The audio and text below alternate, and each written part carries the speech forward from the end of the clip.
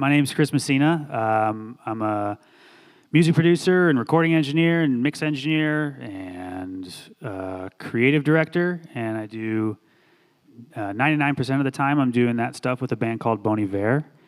And I'm here with Marcella Araica, who is a Grammy-nominated engineer in her own right, and has been maybe quietly doing some pretty incredible work for a long time for a lot of incredible people that you may not realize. Had a pretty, well, first of all, hello and welcome. Thank you so much for being here. I'm really excited. Thank you. Very happy to be here and excited. Thank you. So I guess first off, you grew up in Miami, or the Miami area? Miami. Miami, proper, okay. And one part of your story that I've heard that I really like is that you had pretty much no idea about this industry before you got into it, or before you started to go to school for it. Right. Which I think it's a testament to what you can gain from school if you're willing to put in the work. But I don't know if you tell us just a little bit about your start and where you came from. Yeah, so I mean, my journey began when I was young and just wanting to be in the music business. Every time I'd say that to somebody, they'd say something like, well, do you play an instrument? Do you sing? Like, what do you do? And the answer was like, no, I just want to be creative. Like, I just want to be a part of the industry. So they would just close the door on me like, no, there's no place for you. So it was really frustrating because I had this like fire in me that was like, I want to be a part of this. And I just really couldn't explain how or like what I wanted to do other than just wanting to be creative.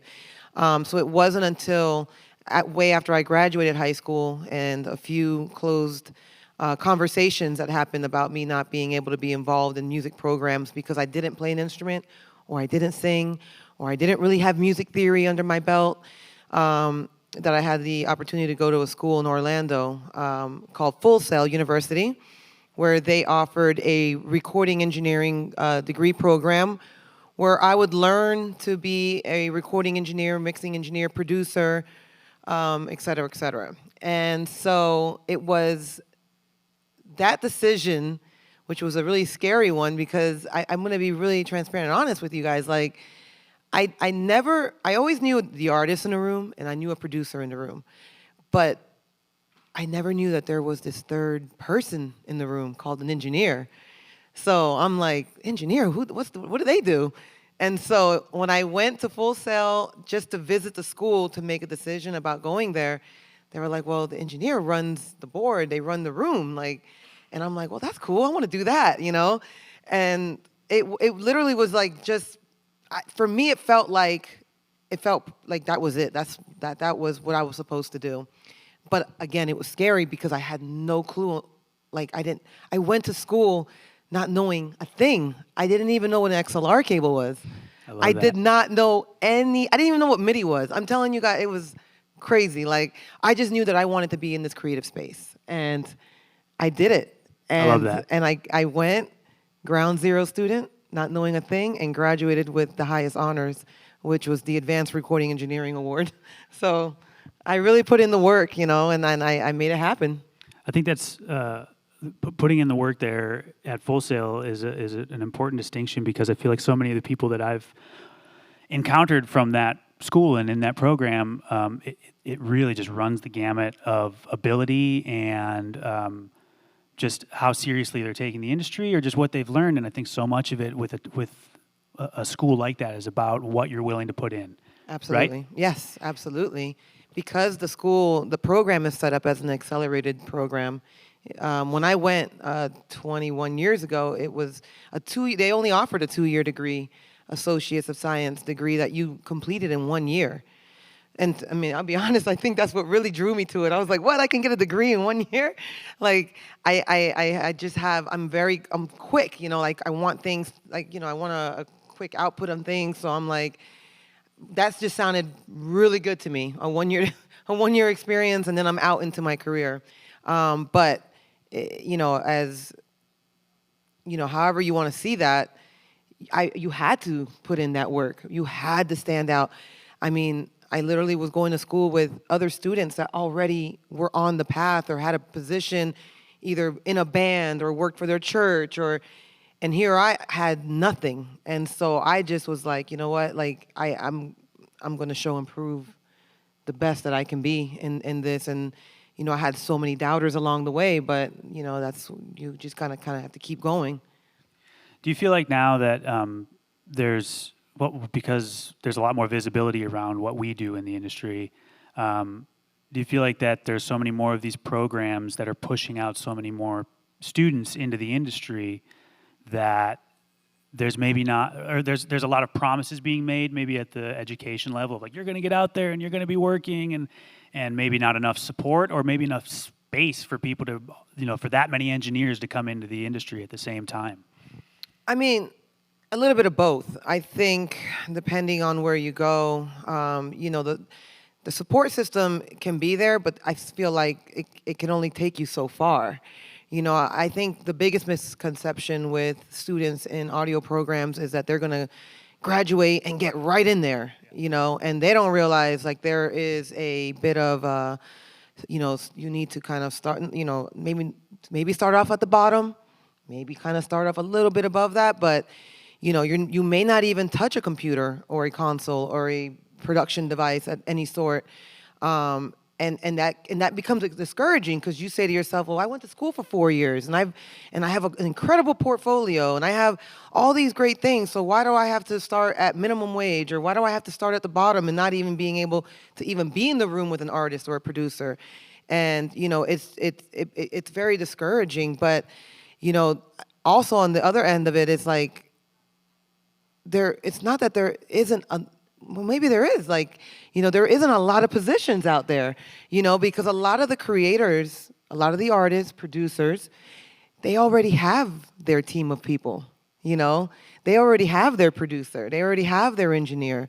And so now it's like, obviously we're not here to last forever, but, it takes a while for you to get through that door, to get into that circle of trust to where you can, do the things that you went to school for and really live out that dream that you really hope for. So, I mean, it can be very discouraging, yeah, because I do think there is a lot of output. And a lot of that has to do with, when I first started, there was no social media, so my career literally was just off word of mouth. And now it's like, you could work on something and post it, and the world knows now that you are the engineer or the producer. Like, I was the grassrooted engineer. Everything was word of mouth. Like, who mixed that? Like, how did you get that delay on, like that kind of thing. And so that's where my name started to roll about. I don't even wish that I had social media back then, to be honest. I really don't. I hated that when social media came in, because then I felt like, oh, I got to do this now, because, it's like it's part of the thing. But I love that my work spoke for itself. And I love that that's how my career was built on. Yeah, I think absolutely. You had post Full Sail more of a traditional entrance into the industry, and through an internship at the Hit Factory, correct? Correct. And how long were you interning there before things picked up? Okay, so with my path into internship, it was a quick one. I graduated, and 3 weeks after graduation, I got my internship at the Hit Factory in Miami. But I will have to mention that I started looking for that internship the minute I started Full Sail. I started those conversations with that studio because I knew exactly where I wanted to go. I reached out to a couple studios, but Hit Factory was the gold mine that I wanted. So I reached out. at the time by just picking up the phone and just reaching out to the studio manager, introducing myself. I was a nobody. I was a student. I'm like, yeah, I'm Marcella. I'm graduating in a year. He's like, great, call me in a year. You know, like he didn't even want to talk to me. And then I would call back again, like 4 months, 5 months into my program, and I'd say, hey, I've got 6 months left. Like, I want to see if I can come down and visit the studio and take a tour. And he's like, oh yeah, talk to my assistant. He still didn't want to deal with me. And so I just was really wanting him to know who I was, because when it came time to graduation, I was like hot on it, like, hey, I'm graduated now, like, do you have a job? And at first he said, I unfortunately do not have a job, there's no openings here. But 3 weeks after that phone call, I got the call to come in for an interview, got the job. 2 months after getting the job, I got the opportunity. I was still an intern, but I got the opportunity to assist on my first session, which was crazy because there were other interns that were there already waiting. They were there 10 months, 11 months, just waiting for the opportunity, waiting to get in the room with anyone. And they hadn't had one. And 2 months into my internship, I got my first opportunity to work with Missy Elliott. And the reason why that happened was, at least, it's by chance. But I will say it's also because of how I handled when I was asked one simple question. And he said, I got called up. I was the intern at the studio. I had opened, I'm cleaning, I'm making flowers, fruit bowls for every room. And the studio manager calls into one room. He's like, hey, can you come up to my office? And I was like, sure. And I'm here thinking I'm in trouble. I thought I did something wrong.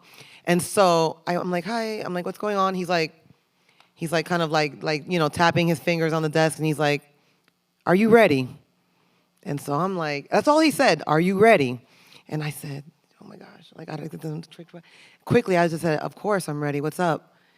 And I didn't even know what I was signing up for. He was like, great, because Missy Elliott will be here in 15 minutes. I need you to set up the mic. I need you to get her heart, I need you to set this session up and get it ready to go. And I was like, he's like, you're gonna be the assistant in the room. And I was like, my whole body turned hot. You know, that nervous thing comes about. That Pro Tools fear. Yeah, and I'm just like, oh gosh, okay. And so immediately, I just did what I had to do. And the session went off without a hitch. And at the end of the session, her team called the studio manager and said, Missy loves this girl. She loved her vibe. She wants her in every session from here on out when she comes. And Missy was one of the biggest clients at the time coming to the studio 7 days a week. Damn. So I immediately got the gig. And, I remained actually an intern. I was actually doing both. I was actually I would open the studio at 7 a.m., and then when she would come in around 1 o'clock, I would change and go into the studio and work with her. And so it was a few years where I was doing that 7 days a week, no sleep, and just work, and just loving it. I love that. And the quickness of that of your trajectory really lends itself to the nickname that she gave you. Yeah, okay, yes, Miss Lago. So Miss Lago, quick story on that was when I first started working with Missy, I was the slowest person on Pro Tools. So please, to all you students out there that feel like don't be discouraged, it will take some time because the first few sessions, she basically got so annoyed with me working at the computer. She was like, you're screwing my vibe up, you're too slow, you're like a turtle behind the computer. I need someone else. So she ended up, kicking me out the room. She was like, I can't work with you. You need to stay out the room. So she ended up calling somebody else in. And from there on out, I really thought I was going to get fired. I was like, okay, this is it. I guess this was the quick career of Marcella Araica. And no, what I did is I just, I said, you know what? I'm going to figure this out. And I spoke to a friend of mine that was actually working there. And he had a Pro Tools at his house. And I said, look, man, I need a lot of practice on this Pro Tools. What do you recommend? And he said, come to the house and let's work on some artists that are local artists that, that I have coming in to work. And I'll let you engineer the session. So I literally was just doing the session, and he was really good at it. So, if anything that I would slow up on, he would kind of teach me. And I just really worked on it. And then until the point where I just felt okay, now I'm just fearless. Now, you try me again type thing. And so I, got the opportunity again to work with Missy because the other engineer decided not to come in or was late that day, and she was ready to go. And she was like, oh, like, really, you? Like, I don't want to work with a turtle. And I'm like, come on, miss, like, give me another chance. I got you, trust me. And so I got behind the computer, and this time it was a whole different, me behind, and she couldn't believe it. I was flying hooks, like I was throwing effects on, like it was just, I was flowing with her creative, her speed. And she just was like, my God, you went from being a turtle to a Murcielago Lamborghini. And so from there, my whole name turned into Miss Lago because it just stuck. Like it was, everybody was like, that's Miss Lago, Miss Lago. So I've become Miss Lago now for 20 years. So Hip hop and pop are much better with nicknames than the indie world. I think the best I've gotten is just my last name. They just go, all right, Messina. Cool one, though. Sure.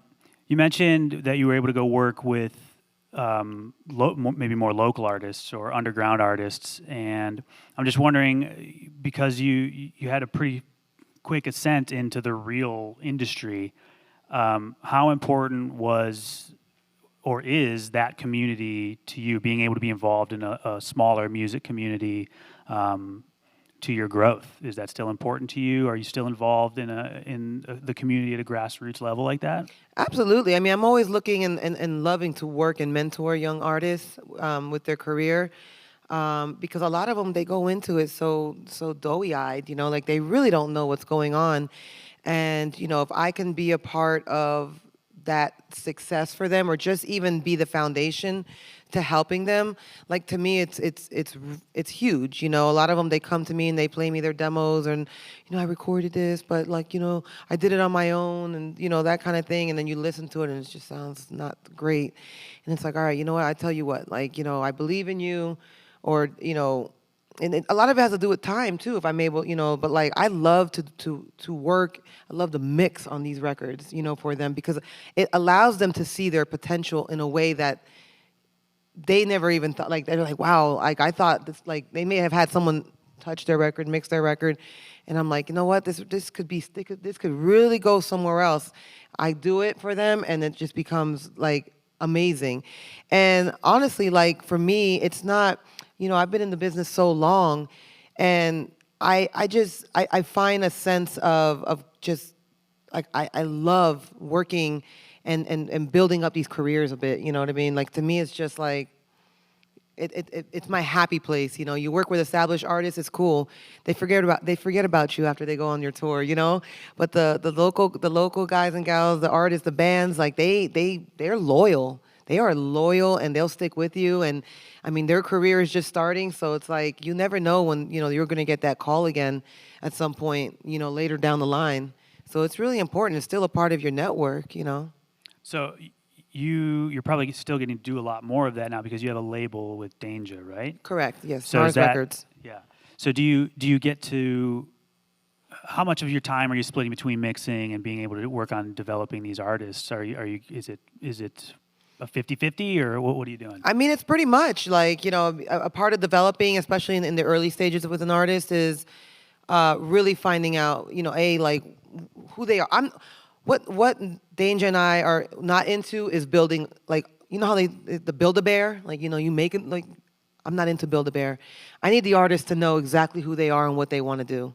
And all we're there to do is really take their vision and accentuate that. Facilitate. From their look, from their sound, to their performance.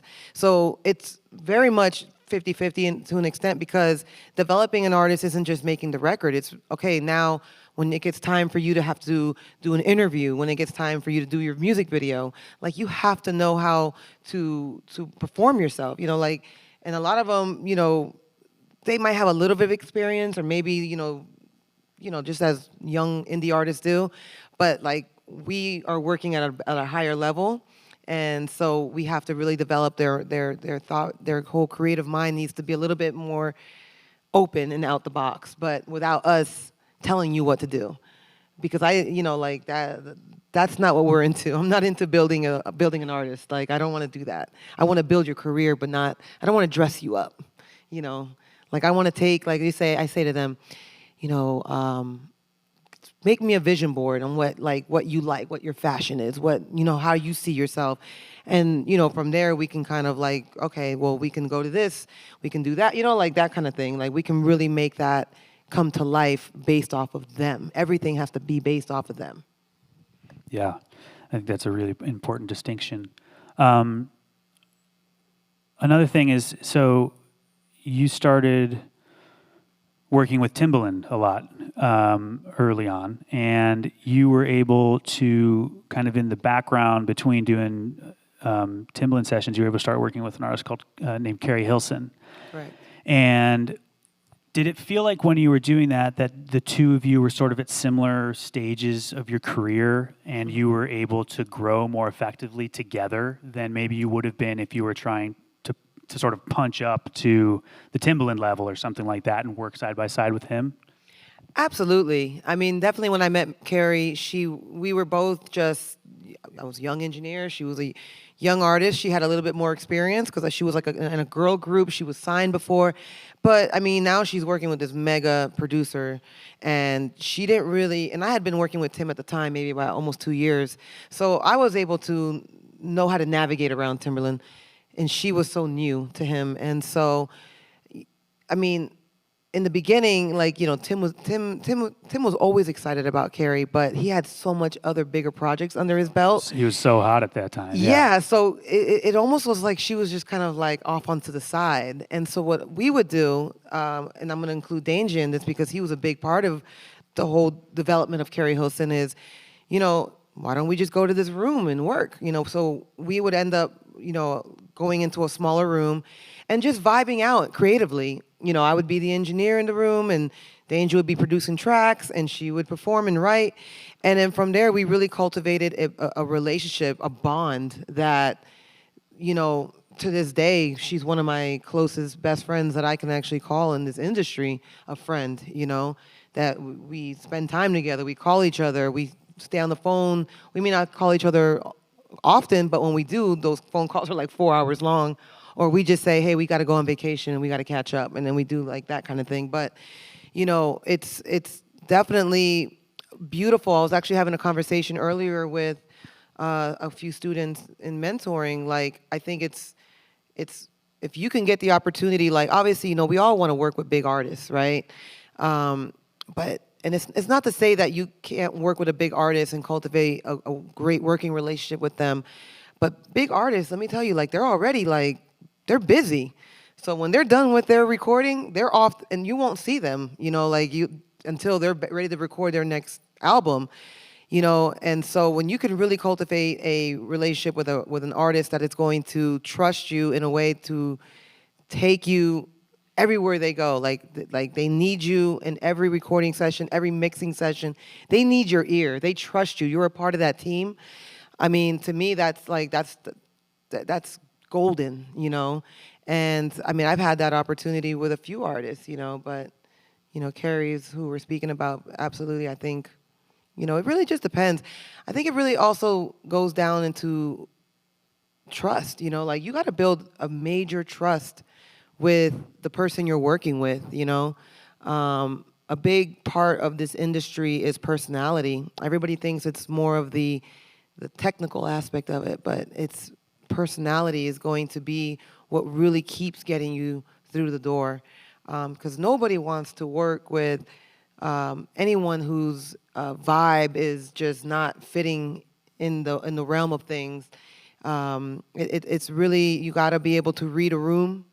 You have to be able to know how to, if you have an idea, know how to not. As a producer, not just like. You got to know when. Yeah, you got to read the know room. when, how to say it. It's like, it's not just like, I'm just going to say it because I feel like I know this is the right way. No, there is no right way. We're in a creative space, right? It's what feels good to everyone that's working on the record. Yeah, no matter how good your idea is, there actually may not be a good time for you to say it, or it may not be the right idea no matter how awesome you think it's going to be. Yes. Even if the artist was maybe going to love it, you might just have to sit there and go, this is not the time. I don't know how many times I've sat or I've been like in a room recording with an artist and they want this, a certain thing to happen and it's like, it's not working. And, but you know their personality. Like if you say that, it's like, You've got to let it play out. Yeah, like you almost have to let them have their moment, and when they leave, you do what you think and maybe send them like a version, like, hey, this is the version, but I did an alternate version.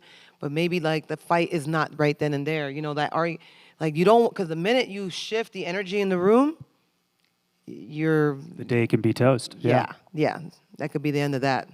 Really important point. I think we touched on that last year too when I was speaking here. It's just like, I don't know if you're going to break it up into percentages. It's like 20% ability, sort of 80% vibe, and like. Oh yeah, no, it's all about. To me, it's more vibe. Like you said, it's a bigger percentage on vibe than it is technical. The way your career has flowed, it felt very natural, and you've had a lot of incredible opportunities presented to you that you've taken advantage of because you were ready. How much of like the industry game do you think you've had to play, or have you kind of insulated yourself from it because you've been associated with people that are already successful to kind of shepherd you through some of it? I mean, I think that has a lot to do with it. When your name is attached to a Timberland record, that kind of the spotlight is there. Like who's behind this project? I'm working with Britney Spears. Who's behind Britney? I'm working with Madonna. Who it's like that. Of course, these names are gonna catapult you in a way, which is why I think most people want to work with more of the bigger names so that they can get the ball rolling more faster in their career. If I would have just stuck working in the local market of things, I mean, I don't know, who know, but of course it's a big advantage that you have when you're working with bigger names. And maybe it's not even let me tell you, like some of these independent artists who end up on some of these Grammy ballots, and now all of a sudden like nobody knew who these artists were, right? Nobody knew, like, oh, who's this person? And then it's like, well, who recorded it? Like if an independent artist now gets Album of the Year nominee, now everybody's researching everything that's behind that artist, and that can help, So it's not necessarily always like the biggest names, but it's like it depends on, I guess, the stage that they're put on, and from there it just kind of grows. Like everybody's inquisitive, especially in today's world.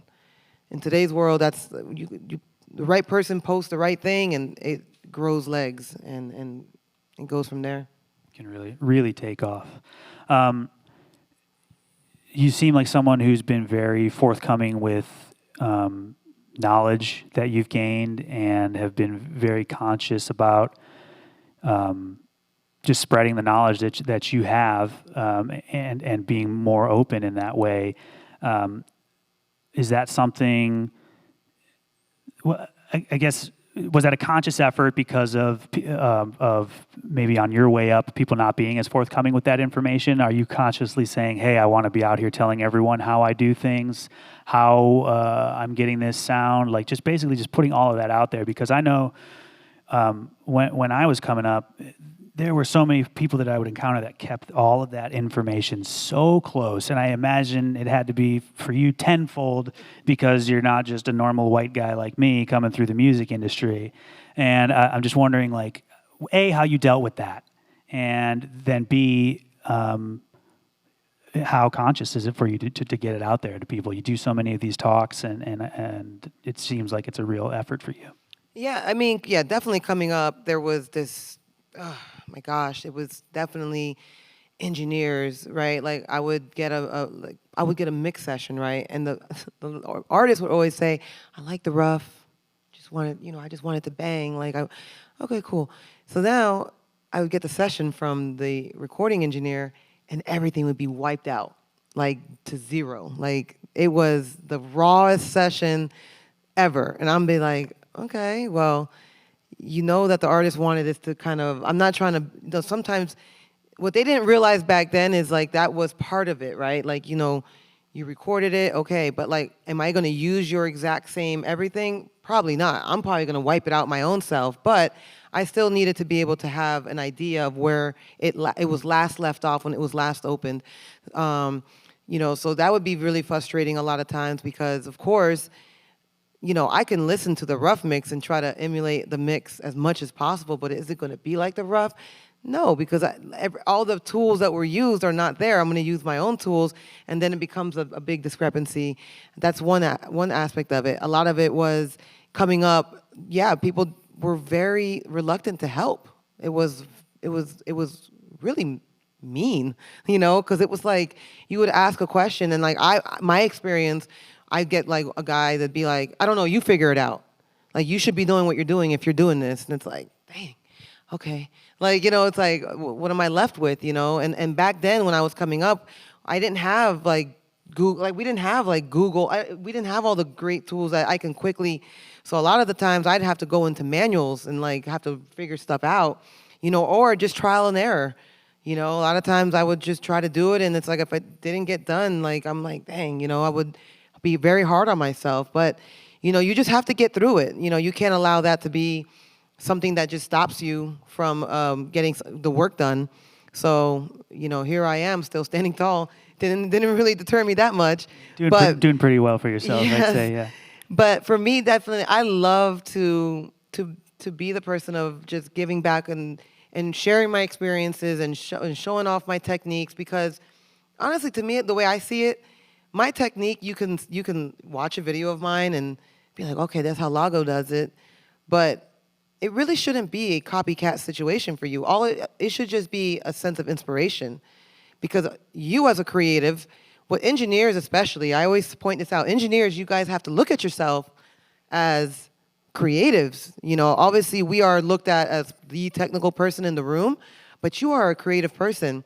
And what you're seeing me do on a video should not be something that's like, oh, this is the way Lago does it, so I'm gonna do it. No, that's how Lago does it. So let me see if I could find my own way, or like, let me start off the way she's doing it and then take it left, or and go a different route and achieve something that is personally yours, But I like to be able to be help out to where if I can give you like a preset or just a beginning idea of how to do something, absolutely. To me, it's no sweat off my back. To me, it's like, I don't look at it as like, I think the biggest problem was back in the day is when if somebody helped you, then eventually you would take their job. Yeah. And I don't see it that way. I just see it as like, collaboration and, especially my biggest love is, trying to inspire the younger generation, right? As young as the kids like in middle school, in high school, because they're in that age where when I was that age, and I was saying like, oh, I want to be in music, and everybody was like, well, you can't, because you don't do this, and that. And it's like, no, you need to be able to know that there is opportunities out there, especially young women that don't feel like, there's a sense of fear that goes into being in this industry. But if I pop up on their screen or I show up to their school, then there's a sense of they can relate. Like, wow, you know what? Like, she's just like the person, like, I don't know a lot about, engineering or producing, but she did it and found success. So I think I can do it too. So to me, I'll be doing this until forever, because if I can keep, helping and just creating a spark in someone, whether it's somebody that's already doing the job, but just maybe is stuck creatively, or if it's just someone that is like, you know what, like, I'm just about to put my foot through the door in the industry, and I need to know like as much knowledge as possible. If I can be one of those people that can pop up on your screen on YouTube or in person like I am today, then I'm gonna, I'm here for you guys. Like there's no point. At some point, I'll rise to the top. I'm gonna go to heaven, and then what? I love that my knowledge has been out there and can help one person. And the only thing I ask is that you do the same when you're in a position to do so.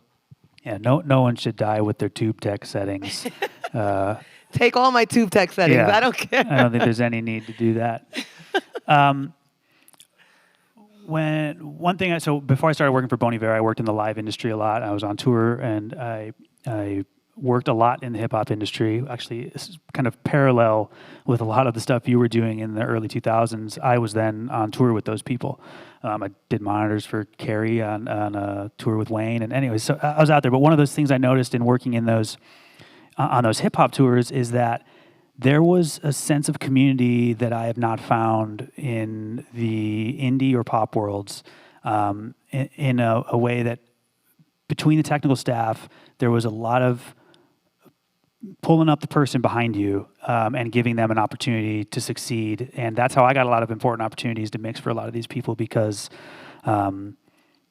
someone would have to go off and do another tour and work for another artist, and they would put me in place on the current tour. And it seems like you've maybe had a similar experience with the way that you said, Timbaland would say, I saw you working in the studio, setting stuff up, working really hard. Now come work with me.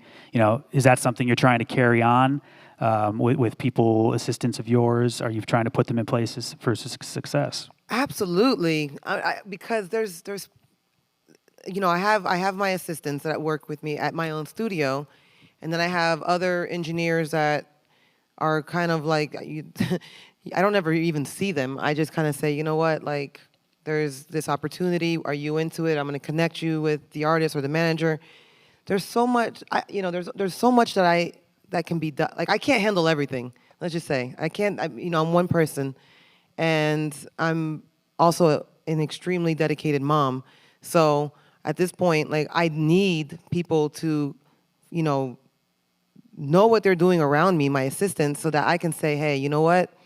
Are you interested in doing this project? Are you interested in mixing this so that, and that way it's like the opportunities start coming up for them, because otherwise it's kind of like they don't know or even know how to begin the search for some of that stuff, So I love to give that opportunity to people so that they can get their credits up, and from there, like get their careers to start to blossom and bloom. So, for me, it's I've been doing this a long time, so I'm grateful to be sharing the wealth. To say like I'm like, hey, come do this, because I can't handle it all. If I had to, I wouldn't. And I like to have a life. Before I became a mom, like I literally gave my life to this industry. It was not healthy at times because, like you just don't sleep, you don't take care of yourself, you don't eat the right things, and I saw that that's not the way I wanted to live. So what I realized is like I need to delegate work. Like if I delegate work, it's gonna make my life easier, and that's the name of the game for me right now. It's like even if it's one thing that I cannot stand doing is tuning vocals. If I get a session where I have to tune, I'm not doing it. It takes me out of my creative space. So I have somebody that does that for me at all times. It's like, hey, I need you to tune this. And then they go in and spend hours on Melodyne having fun. It would be hell for me. I hate it. If I get a session that just needs to be edited and do certain, I give that. Like why don't I want to come in and just mix.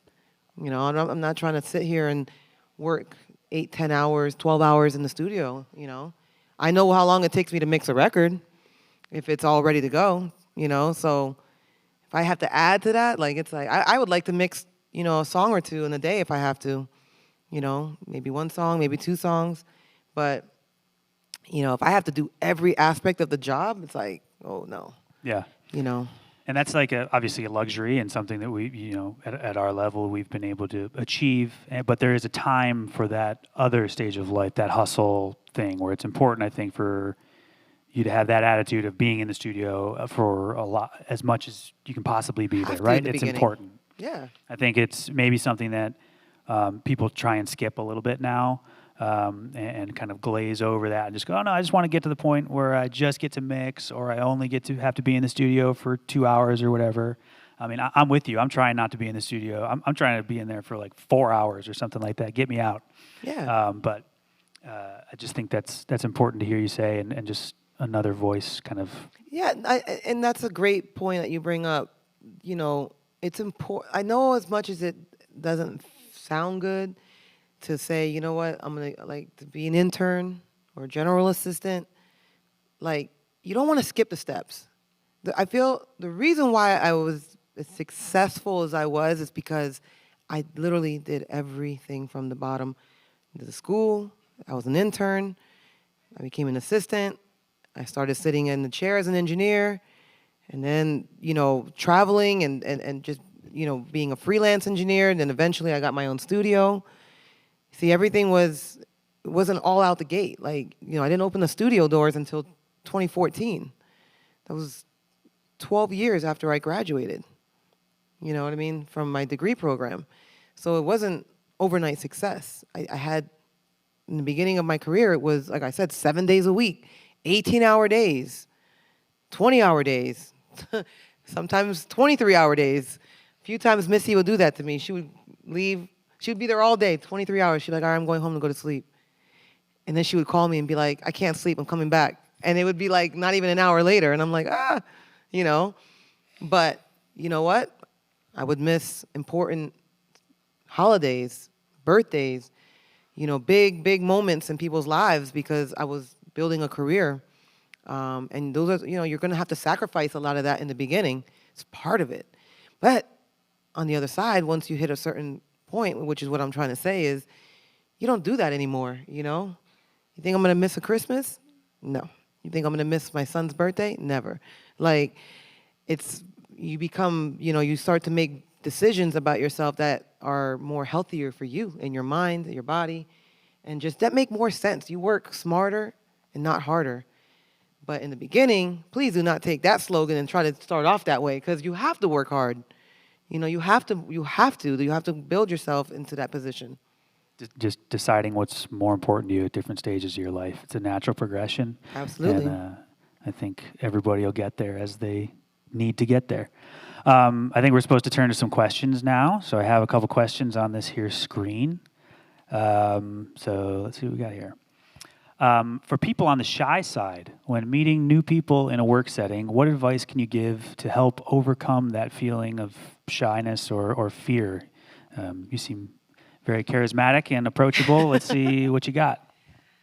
All right. I guess my thing is, being shy is something that, it's a part of who you are. But if it's a fear, listen, when I first started out, I was afraid a lot. There was a lot of fear that was but what I had to keep manifesting in my mind was fear wasn't real, right? It's not a real thing. So what are you afraid of? Are they gonna hit you with a ruler? Like, ask yourself, like, what are you afraid of? And I literally would have these moments with myself in like the bathroom, looking in the mirror, because a few times like I would be so like overwhelmed with anxiety and fear, and I would have to go to the bathroom, look at myself in the mirror. I kid you not, I had to, and say to yourself, like, what are you afraid of? Like, you can do this. Believe in yourself, And you almost have to keep telling yourself that. That's what got me through it. I was in the room with some of the biggest names. I remember when I first got in the room with like Chris Martin from Coldplay, and I was obsessed with Coldplay. And I just was like, I couldn't even like my tongue stopped working. Like I couldn't even talk. Like, and it's just like, you look like an idiot. Like, just figure this out, and just be a professional, and if you have to, be a professional. And if you feel like you need to like have a moment, get that job done and excuse yourself and breathe out, But like, I can't, it's hard to say, what do I tell somebody that's shy? Just don't be shy. But that's hard. I remember I was shy at once, but I realized like at some point, like, I don't know, I just got very comfortable with who I was. I believed in myself. You can't go into this allowing or saying like, I need people to believe in me. Well, if you don't believe in yourself first, then no one else is going to believe in you, because you're going to let that off, So you have to find a way to just muster that energy of like, you know what? I'm just going to do this.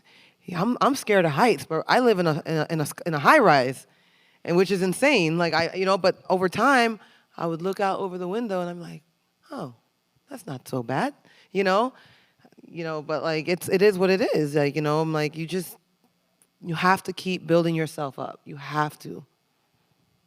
Yeah, and I think that that confidence in yourself is very important, but not crossing into cockiness. Yeah, don't be arrogant. That's I'm the not worst arrogant. energy you can have in the studio, I think, as like not the artist. Cocky arrogance is like No. There's no space for that.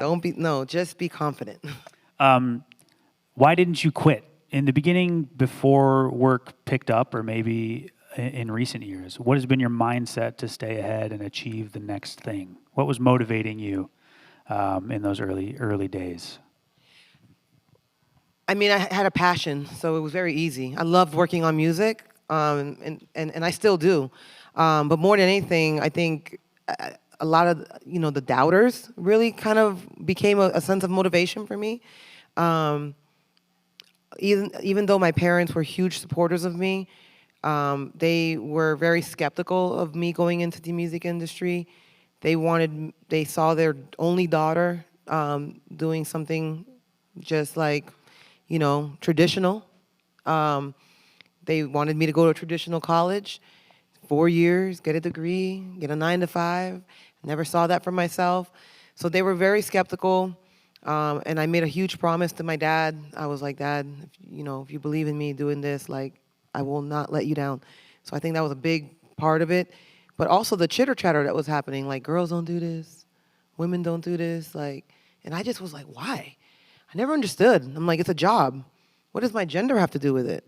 You know what I mean? Like, I never understood this big gender thing about it. Like, even in today's world, like, obviously it's because the percentage has been so, there's huge disparity between men and women in this industry. I get it.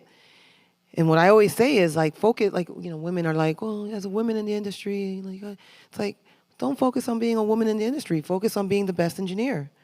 Focus on being the best producer, the best songwriter. Don't focus on your gender, because that's what I did. I didn't even know that there was going to be this huge uprise as women, later, because when I was doing it, I was just doing it on my own. Like, I was just like, I'm looking at it as being the engineer, not like the woman in the room. It was annoying for sure to be in a room and be like, oh, you're the engineer? I didn't never seen a woman engineer. I'm like, well, now you've seen one. Like, you know what I mean? So it'd be like that kind of thing. On. It's like, great, congratulations. Like, I was just like, okay, like, I'm here, and so that's the kind of thing that I guess motivated me, was just sort of like, I wanted to prove people, like, it's not about me being a woman. It's about me being a great engineer. And that's all I wanted to be. From the minute I found out what an engineer was, I was like, I want to be the best engineer. And that's what I did. That was my trajectory. True motivation. On that same token, do you, when looking for assistants or other engineers that work with you now, are you trying to consciously employ women or people of color or just anything like that? Or do you make an effort to do that? Absolutely. But again, I don't go out there and put a big billboard out. Like, it's to me, I've always just been, I'm a minority myself, in every aspect. I'm a Latin woman, in the industry. So to me, it's just like, I have a woman, I have 2 women that work for me now. I have guys that work for me, but I'm not on a crusade. I think everybody deserves an opportunity. If you have the skill set, if you have the personality, if I feel like you can work well with me and my team, then you get the job. If you happen to be a woman, great. If you happen to be a man, if you happen to be whatever gender you identify as, it's great. To me, it is what it is. Or your race. To me, I think it's culture is beautiful. So to me, I come from the city that's considered the melting pot of cultures. I'm around it all the time. I'm around Latin people, blacks, Russians. We have it all where we live. Like, it is what it is. So to me, it's so natural, that whatever comes through the door, it doesn't matter, All right. Well, I think that's a pretty good note to wrap up on. There's so much more that I want to talk about with you, but we'll do that at another time. Thank you so much to Ohio University and the Summit and Josh Antonuccio for having us. Thank you, Marcella. Thank you, guys and gals.